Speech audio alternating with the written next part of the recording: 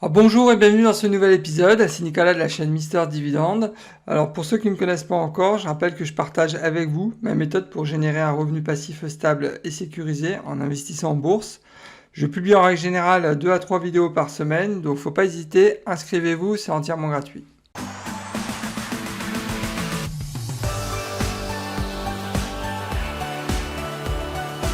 Avant de démarrer, je rappelle que je ne suis pas un conseiller financier et qu'il est important de prendre le temps nécessaire pour faire ses propres recherches avant d'investir en bourse. Alors aujourd'hui, je vous propose de passer en revue la société Archer Daniels Midland, qui est un groupe agroalimentaire. Il faut savoir qu'elle génère la plupart de ses revenus sur de l'achat, du transport et de la transformation du maïs, des graines oléagineuses et du blé.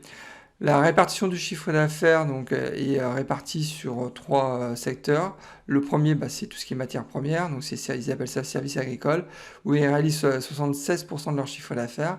Alors ça comprend la fabrication, la vente de produits de base à base de graines oléagineuses, négoce de matières premières, prestation de transport et de stockage. Ça c'est vraiment un point important.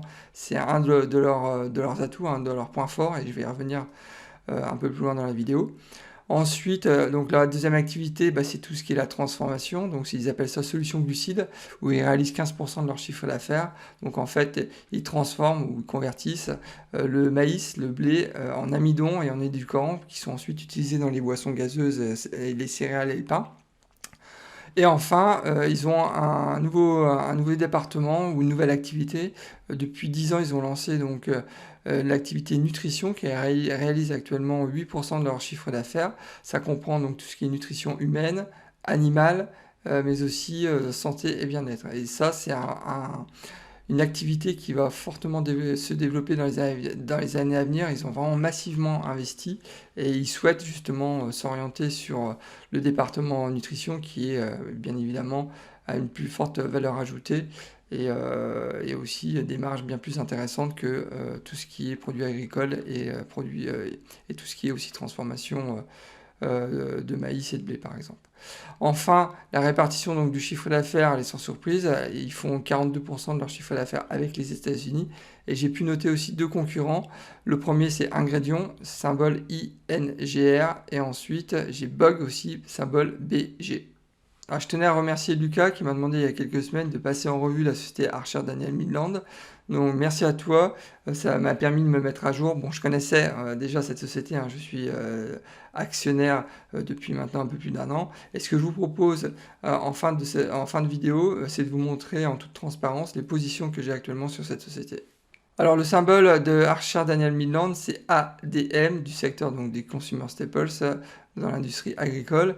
Il propose actuellement un dividende à 2,46%. Je considère que le dividende est très sécurisé, on va y revenir pendant toute la vidéo. Le payout actuellement est à 34%, le cours est autour de 60 dollars et on est sur une capitalisation boursière d'un peu plus de 33 milliards de dollars.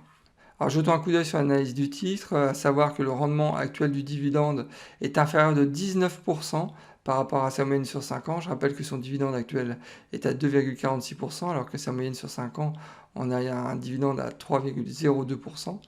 Au niveau de son PER, par contre, on constate qu'il est en ligne par rapport à sa moyenne sur 5 ans, puisqu'on a un PER actuellement de 14, alors que sa moyenne sur 5 ans est à 14,3. Par contre, un point d'entrée qui est intéressant, c'est que le PER d'ADM est vraiment sous-évalué, on va dire, par rapport au PER du secteur du consumer staples aux États-Unis qui est à 20,7. Donc d'une manière générale, je pense que si on s'arrêtait juste à cette analyse, on peut considérer que ADM est plutôt sous-évalué par le marché, donc possiblement un point d'entrée intéressant si demain je devais investir dans cette société. Alors regardons 2 minutes les historiques, donc à savoir que sur les 12 derniers mois de l'année, le ADM a pris 34%, alors que le S&P 500 a pris 33%. Donc on peut considérer qu'ils ont fait jeu égal, c'est quand même plutôt une belle performance de la part d'Archer. Par contre, sur 10 ans, sans surprise, le S&P 500 est quand même bien plus costaud, puisqu'ils ont fait donc 373, enfin l'indice a boosté de 373%, alors qu'ADM a augmenté de 189%. Alors c'est vrai que la différence elle est importante, mais une augmentation de 189%, pour ce type de société, c'est quand même une belle performance. À noter que vous constatez que depuis 6 mois, le titre a quand même chuté. Donc, autre point quand même intéressant dans l'analyse, hein, je vous l'avais dit, donc au niveau du titre, je considère que le prix est quand même assez attractif et on constate quand même que depuis maintenant 6 mois, ça végète, hein, donc, et ça baisse même. Au niveau des splits du titre, il y en a eu 7. Le dernier en date, ça date, hein, c'était en 94 avec un ratio de 3 pour 2. À savoir que il y a eu un programme de rachat d'actions autour de 2014-2015, mais depuis, bon, il n'y a pas grand-chose qui se passe. Donc ça par contre c'est pas forcément très positif pour soutenir le cours du titre. Sur ma chaîne Mister Dividende, je vous montre comment j'ai réussi à gagner 300 $ par mois de revenus passifs grâce à mon portefeuille d'actions à dividendes croissants. Alors n'attendez pas, abonnez-vous, c'est entièrement gratuit et bien évidemment si le contenu de la vidéo vous plaît, vous pouvez aussi liker la vidéo. Alors au niveau du dividende, c'est vraiment le point fort d'Archer. Donc à savoir que ça fait 45 ans qu'il verse un dividende sans aucune réduction. Ça fait 45 ans qu'il verse un dividende croissant. Vraiment une belle courbe. Ça, c'est ça que j'aime comme courbe. Quand vous êtes un investisseur long terme et assez conservateur, ce type de courbe, vous adorez. Ensuite, donc sur les 20 dernières années, à noter que le dividende a quand même augmenté de 11% par an en moyenne. C'est quand même plutôt une belle performance. Et sur les 5 dernières années, le dividende a augmenté de 5% par an, donc c'est quand même aussi une belle performance, il faut le noter, et toujours supérieur en tous les cas à l'inflation. Ensuite, au niveau du coupon, donc c'est assez classique, c'est un coupon trimestriel en mois 3, mars, juin, septembre et décembre.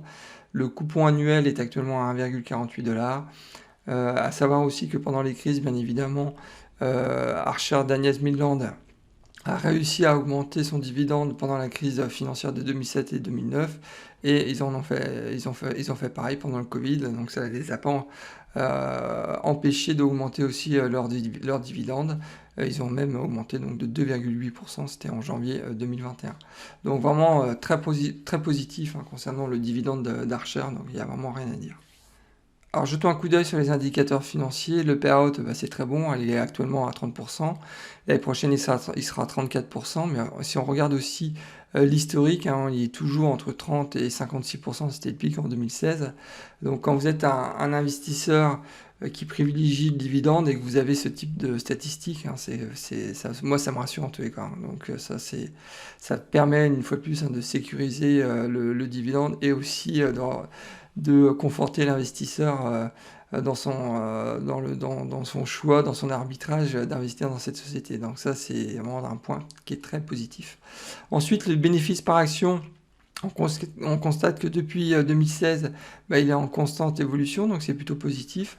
Ce qu'il est un peu moins, c'est le chiffre d'affaires, hein, ça végète en fait depuis 2016. Vous vous rappelez que Archer a investi en 2012, c'était dans une nouvelle branche qui est la branche nutrition sur laquelle actuellement ils achètent en fait beaucoup de sociétés qui va leur permettre de développer leur activité et qui va aussi leur permettre d'augmenter leur marge et ça c'est je pense un point qui va être très positif. Alors pour l'instant on n'en voit pas encore les bénéfices mais je pense qu'à terme en tous les cas c'est clair que l'objectif il est vraiment de booster le chiffre d'affaires donc grâce à ce secteur qui est la nutrition. Alors au niveau de la dette de ce résultat, on constate que c'est une dette qui est plutôt bien maîtrisée donc ça une nouvelle fois hein, c'est vraiment une boîte qui est gérée de manière plutôt conservatrice donc et ça c'est aussi un point qui est très positif en tant qu'investisseur moi-même très conservateur. Alors au niveau de la projection du revenu passif, donc si demain j'investissais 1000 $ dans Archer, je sais que la première année, celle-là va générer 24 $ de revenus passifs, donc de dividendes. Dans 10 ans, donc en 2031, ça va générer 49 $ de dividendes, de revenus passifs. Et donc cet investissement de 1000 $ générera donc en 2041 100 $ de revenus passifs. Donc là, inutile de vous dire, je suis très déçu. Moi, j'ai pour habitude de me focaliser essentiellement sur des retombées de au moins de 200 $ par mois au bout de 20 ans, dès lors que j'investis 1000 $. Donc là, c'est vrai que là, il y a une chute importante quand même du dividende, on l'a vu en début de présentation, qui actuellement ne permet pas d'avoir un revenu passif d'au moins 200 $ sur 20 ans, ça c'est clair. Donc bon, ouais, ça c'est vraiment le point très négatif de l'analyse pour Archer, ça c'est évident. Alors, lorsque j'ai analysé Archer Daniels Midland, j'ai pu noter plusieurs points positifs. Le premier, sans surprise, hein, c'est des fondamentaux qui sont très costauds. Ensuite, un dividende qui est très sécurisé, avec un payout actuellement de 30%. Et même si on regardait les historiques donc sur 10 ans, on s'aperçoit que le payout il varie entre 30 et 56%. Donc là, il n'y a vraiment rien à dire, hein, c'est extrêmement positif. Ensuite, il faut savoir que Archer, donc, ils peuvent s'appuyer, enfin, ils proposent en fait sur le marché national et international des prix très compétitifs et aussi des livraisons extrêmement rapides en raison des infrastructures d'Archer, à savoir qu'ils ont entre autres donc, le plus grand terminal céréalier des États-Unis. Ils ont, tenez-vous bien, le plus grand réseau d'expédition du pays. Ils possèdent 28 000 wagons en propre, donc c'est vraiment énorme. 1500 semi-remorques, donc je ne sais pas si vous vous rendez compte, c'est énorme. Et ils ont aussi des solutions de stockage dans le monde entier, donc ce qui leur permet d'être aussi bien réactifs et compétitifs sur le marché national, mais aussi sur le marché international. Ensuite, donc, il y a un gros potentiel de croissance que j'ai noté donc, avec le soja, puisque c'est un élément clé dans l'alimentation animale, puisque les économies en fait, émergentes consomment davantage de viande que les Européens et les Américains, il faut le savoir. Ensuite, il y a la nouvelle stratégie donc, qui a été lancée en 2012 avec la création de la branche nutrition, j'en avais parlé, qui est donc à terme, enfin qui sera donc très certainement bien plus rentable que la transformation ou le transport de produits agricoles.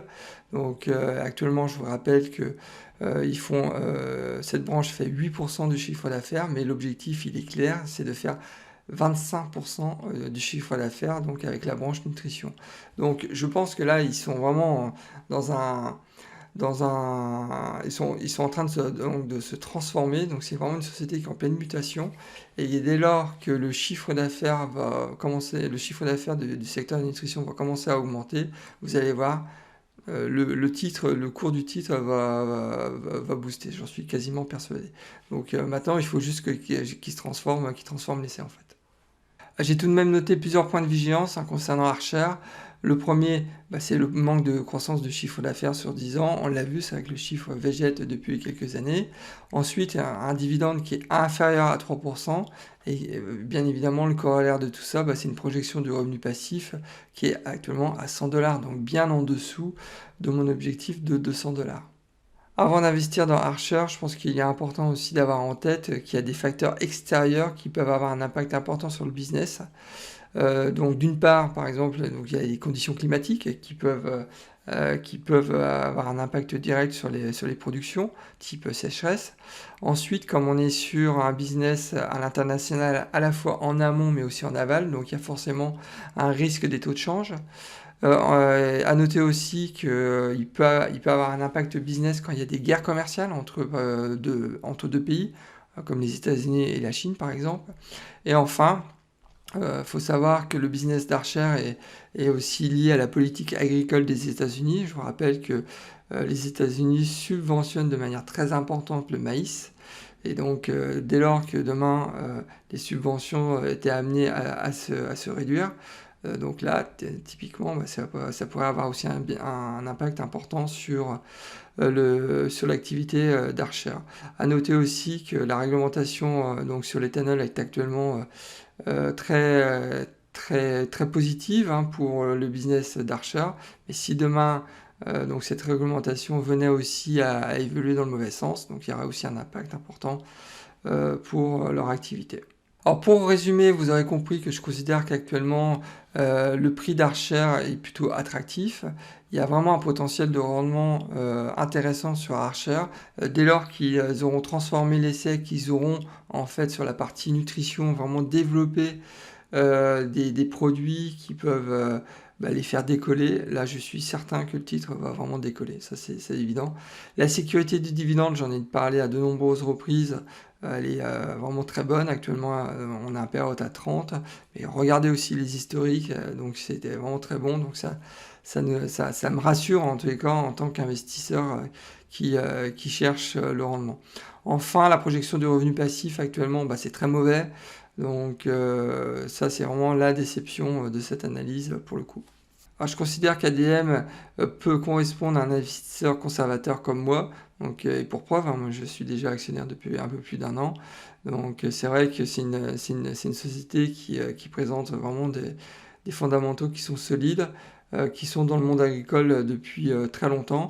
Donc vraiment, bon, c'est vrai que c'est un business c'est certainement très ennuyeux, mais bon, voilà, rentable, donc bien structuré, donc vraiment nickel à ce niveau-là. Et ensuite, donc à noter aussi que je pense que c'est un bon outil pour combattre l'inflation, puisque quand on regarde le rendement, enfin pas le rendement, la croissance pardon, du dividende sur les 5 dernières années, on est sur une croissance d'un peu plus de 5%, donc supérieure à l'inflation, donc et ça c'est aussi un bon point. Et enfin, je considère aussi que cette société c'est une action Swan, donc Sleep Well at Night, donc vous n'avez pas de questions à vous poser. Vous investissez dans cette société, vous savez que vous allez toucher un dividende donc dans les 10 ans, dans les 20 ans à venir. Et c'est ça qui me plaît aussi dans cette société. Ah, comme prévu et en toute transparence, je partage avec vous les positions que j'ai actuellement sur Archer Daniel Midland. Donc j'ai actuellement 38 titres pour une valeur marché de 2281 $. Donc j'ai déjà touché 61 $ de revenus passifs. En 2021, j'ai touché de 28 $. Ma projection de revenu passif sur les 12 prochains mois est de 56 $. Au niveau de mes plus-values attentes, je suis actuellement sur une plus-value attente de 63%, donc ce qui correspond en dollars à 909 $. Mes premiers dividendes que j'ai touchés, ça a été au mois de juin 2020, et les derniers, ça a été donc au mois de juin 2021. Et ben écoutez, on arrive à la fin de cette vidéo, j'espère que le contenu vous a plu, donc si c'est le cas, je vous invite à liker ma vidéo, donc c'est toujours important pour soutenir la chaîne et aussi m'encourager à continuer ce type de vidéos. Et si vous n'êtes pas inscrit à ma chaîne YouTube, faut pas hésiter, inscrivez-vous. Écoutez, j'en ai fini pour cette vidéo, donc je vous souhaite plein de bonnes choses et je vous dis à la prochaine vidéo. Au revoir.